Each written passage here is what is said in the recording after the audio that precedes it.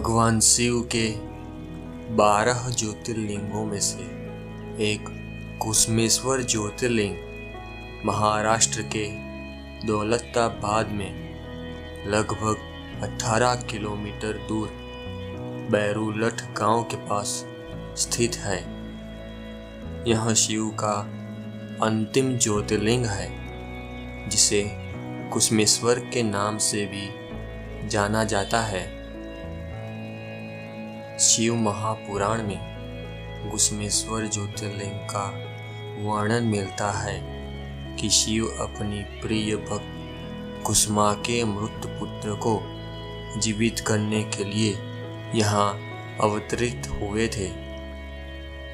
मान्यता है कि भगवान शिव के यहाँ आकर दर्शन करने से दंपतियों को संतान सुख की प्राप्ति हो जाती है। जानिए इस संबंध में एक पौराणिक कथा। कहा जाता है कि दक्षिण दिशा के देवगिरी पर्वत के पास सुधर्मा नामक एक ब्राह्मण रहता था, जिसकी पत्नी का नाम सुदेहा था। दोनों संतान सुख से वंचित थे। संतान प्राप्ति की इच्छा से सुदेहा ने अपने पति को अपनी छोटी बहन कुसुमा से विवाह करने को कहा। पत्नी के कहने पर सुधर्मा ने कुसुमा से विवाह कर लिया। विवाह के बाद दोनों बहनें प्रेम से रहने लगी। कुसुमा भगवान शिव की बड़ी भक्त थी।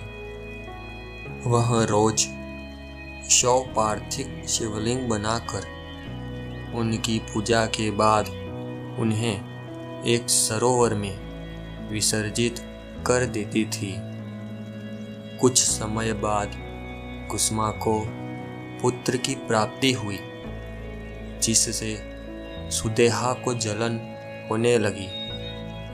जलनवश सुदेहा ने कुसुमा के पुत्र का वध कर दिया और उसके शव को उसी सरोवर में फेंक दिया, जहां कुसुमा अपने शिवलिंग को विसर्जित करती थी। इतनी विपरीत परिस्थिति के बाद भी कुसुमा ने अपनी शिव भक्ति नहीं छोड़ी और वह रोज की तरह ही शिव की पूजा करती रही।